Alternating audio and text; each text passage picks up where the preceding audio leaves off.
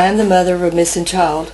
Nothing could be as cruel as to not know where my firstborn daughter is. I have been on a mission for 21 years to find my daughter, Heather Danielle Teague.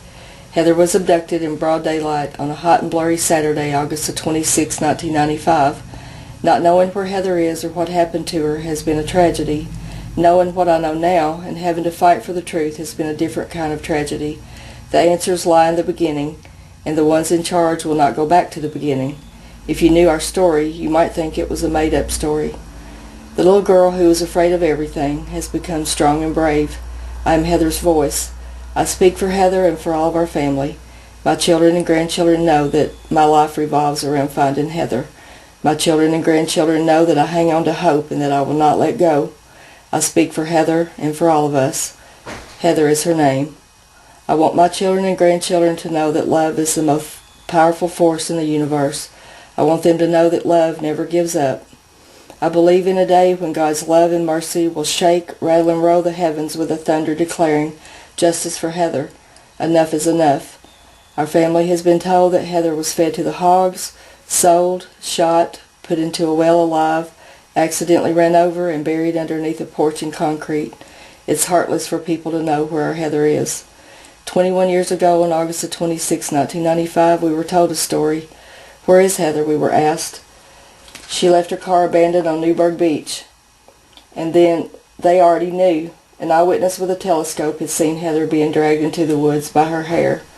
A farmer with a video camera filmed a Bronco, and 4 days later, and after the Kentucky State Police watched the video, a composite sketch was done. The sketch is identical to the '94 driver's license photo of the driver of the Bronco. A Kentucky State Police was already on the beach. I will never forget the sight of Heather's empty blue and white lounge chair at the water's edge.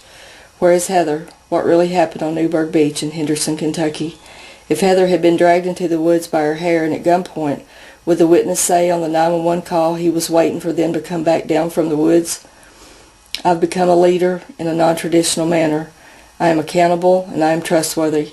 I am 64 years old and just now into the second semester of the HDL Master's Program. I have had to become somewhat of a detective and definitely a leader. I have learned to file open records requests. I have learned to file appeals. I had to declare Heather legally deceased to obtain FBI files. There is a strong possibility that public corruption, drugs, prostitution, and strip clubs are linked to Heather Teague's abduction, is written in one of the files. One states a different time and place of Heather's last known whereabouts. On every lavender ribbon I hang for Heather, Matthew 10:26 is written, declaring that what has been hidden will be revealed. A lady wrote a song, Lavender Ribbons. This song is about justice for Heather. She said God told her that when this is all said and done, it will be a wonder to all mankind. I know that God has a day set aside when we will have our Heather home. I believe in a day of freedom because I've held on to hope. There will be justice served because mercy wins. I believe in a day when we will have victory over the enemy because we have stood on God's word. It's a shame and a disgrace to all we hold precious in this life for people to keep their secrets and go on with their lives.